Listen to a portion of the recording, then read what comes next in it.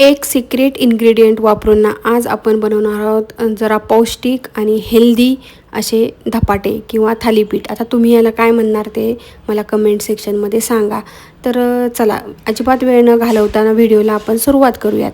इथे मी आता परातीमध्ये ना 1 वाटी गव्हाचं पीठ घेतलेलं आहे, 1 वाटी ज्वारीचं पीठ घेतलं आहे, अर्धी वाटी बेसन पीठ घेतलं आहे आणि अर्धी वाटी घेतलेलं आहे तांदळाचं पीठ. आणि एक जे सिक्रेट इन्ग्रेडियंट आपण यामध्ये वापरणार आहोत ना ते आहे मुगाची डाळ. आता ही मुगाची डाळ जी आहे ना ती मी कुकरला शिजवून घेतलेली आहे. ती 1 वाटी मुगाची डाळ यामध्ये घातलेली आहे. यामुळे काय होतं आहे, पौष्टिकपणा वाढतो आहे, प्रोटीन्स वाढत आहेत आणि प्रोटीन्स खाल्ल्या जात आहेत.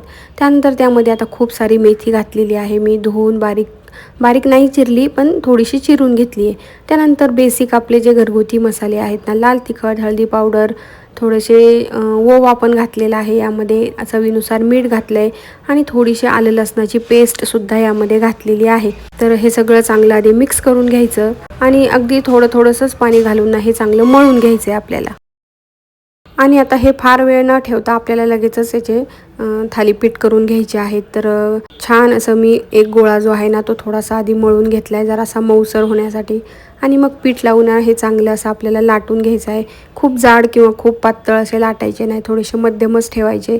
आणि अशा जर कडा त्याच्या निघून येत असतील ना साईडला तर त्यामध्ये ना काय करायचं की एक असं छोटंसं जे ताट आहे ना ते घेतलं मी प्लेट. आणि आपल्याला ना प्लेटच्या मदतीने हे ना छान असं गोल आकार देऊन याला घ्यायचं आहे. हे बघा अशा प्रकारे. आणि छान असा गोल आकार आल्यामुळे ना खाणाऱ्याला आणि ते बघणाऱ्यालाही अगदी छान वाटतं आणि खाण्याची इच्छा होते.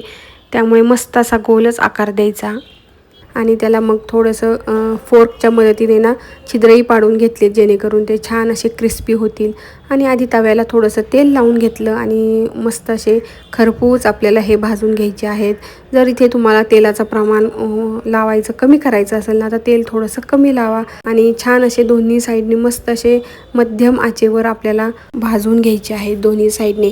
जर असे क्रिस्पी झाले ना की ते अजून छान आणि टेस्टी लागतात. यामध्ये आपण जे तांदळाचं पीठ घातलेलं आहे ना त्यामुळे ते क्रिस्पी होतात आणि मुगाच्या डाळीमुळे ना ह्याची टेस्टसुद्धा अगदी छान आणि नेहमीपेक्षा थोडीशी वेगळी येते.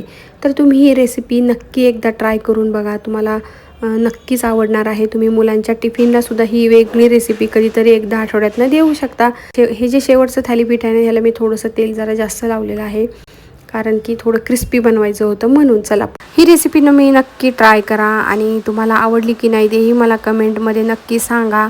तर चला आता आपण पुढच्या व्हिडिओमध्ये भेटणार आहोत आणि अजून तुम्हाला वेगवेगळ्या कुठल्याही रेसिपीज पाहायला आवडतील ना हे मला कमेंटमध्ये नक्की सांगा. आता आपण भेटूयात पुढच्या व्हिडिओमध्ये. तोपर्यंत सगळ्यांना बाय.